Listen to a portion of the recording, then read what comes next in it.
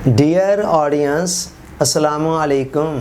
शेख सादी रहमतुल्लाह अलैह गुलिस्तान के अंदर एक हकायत नकल करते हैं कि एक दफ़ा मैंने एक नेक आदमी को देखा कि उसको किसी चीते ने ज़ख्मी कर दिया था और काफ़ी अरसा से इलाज मुआलजा करा रहा था और इलाज मुआलजे के बावजूद ज़ख्म ठीक नहीं हो रहा था और वो काफ़ी तकलीफ़ में था। मगर इस तकलीफ़ की हालत के अंदर भी वो अक्सर व बेशतर शुक्र किया करता था कि या अल्लाह तेरा शुक्र है। किसी ने पूछा कि आप शुक्र किस बात पर कर रहे हैं, आप इतनी तकलीफ़ में हैं, मुसीबत में हैं, तो आप शुक्र किस चीज़ का कर रहे हैं? तो उन्होंने बड़ा एक ख़ूबसूरत हकीमाना जुमला बोला कि मैं मुसीबत में मुब्तला हूँ, मासियत में मुब्तला नहीं हूँ। मासियत कहते हैं अल्लाह की नाफरमानी के कामों के अंदर मशगूल होना, गुनाह के कामों में नाफरमानी के कामों में होना, इसको मासियत कहते हैं। तो उस शख्स ने कहा कि मैं शुक्र इस बात पर कर रहा हूँ कि मैं मुसीबत में तो मुब्तला हूँ लेकिन मासियत में मुब्तला नहीं हूँ। ये जो मासियत से, अल्लाह की नाफरमानी के कामों से मैं बचा हुआ हूँ, अल्लाह के गुनाह के कामों से जो मैं बचा हुआ हूँ, तो मैं इस पर अल्लाह का शुक्र अदा कर रहा हूँ। शेख सादी रहमतुल्लाह अलैह इस हकायत के ज़रिए से हमें ये दर्स दे रहे हैं कि जो अल्लाह वाले होते हैं ना, उनको ज़्यादा फ़िक्र इस बात की होती है कि हम किसी अल्लाह की नाफरमानी के काम में ना पड़ जाए, हम किसी मासियत में मुब्तला ना हो जाए। उनके नज़दीक जिस्मानी तकलीफ़ और जिस्मानी मुसीबत इतनी बड़ी मुसीबत नहीं है जितनी बड़ी मुसीबत अल्लाह की नाफरमानी के कामों के अंदर मशगूल होना है। यूँ समझें कि बीमारियों की दो किस्में हैं, एक जिस्मानी बीमारियां हैं जो जिस्म को लगती हैं और दूसरी रूहानी बीमारियां हैं जो इंसान की रूह को लगती हैं।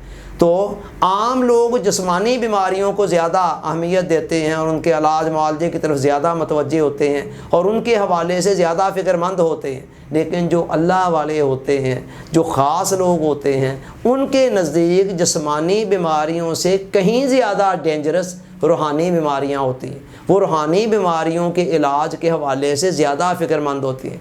इमाम गज़ाली रहमतुल्लाह अलैह फरमाते हैं कि बंदे, तू जिस्मानी बीमारियों के हवाले से तो बहुत फ़िक्रमंद है, लेकिन जिस्म की बीमारियों से कहीं ज़्यादा ख़तरनाक रूह की बीमारियाँ हैं। वो कहते हैं जिस्म को जो बीमारी लगी हुई है वो तो ज़्यादा से ज़्यादा यही है ना कि तेरी ज़िंदगी के चिराग को गुल कर देगी, तुझे मौत की तरफ ले जाएगी। तो ये इतनी बड़ी बात नहीं है। ठीक है, ये भी बड़ी बात है लेकिन इतनी बड़ी बात नहीं है। वो कहते हैं रूह की जो बीमारियां हैं ना, वो तुझे जहन्नम तक लेके जा सकती हैं और ये बहुत बड़े नुकसान की बात है। आप अपने इर्द गिर्द देखें, गौर करें कि लोगों की अक्सरियत क्या कर रही है।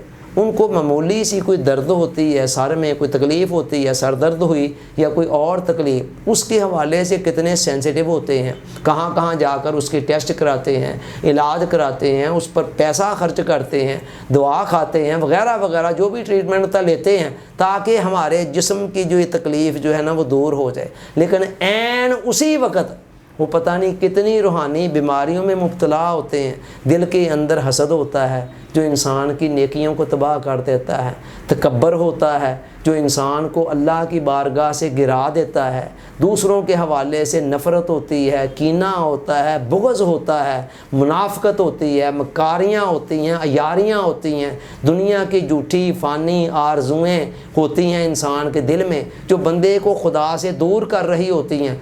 इतने सारे मामलात इंसान के अंदर की दुनिया में चल रहे होते हैं और उसके ईमान को गारत कर रहे होते हैं, उसे अल्लाह की निगाह में गिरा रहे होते हैं, उसकी आखिरत का नुकसान कर रहे होते हैं। ये सारा कुछ चलता रहता है और इंसान को ज़रा सी फ़िक्र भी नहीं होती।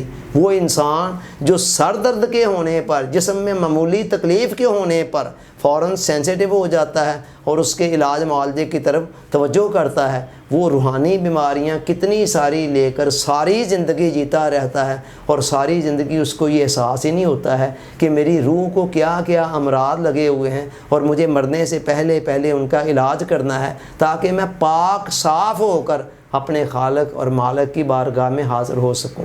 लिहाजा आप जिस्मानी बीमारियों का इलाज ज़रूर कराएं।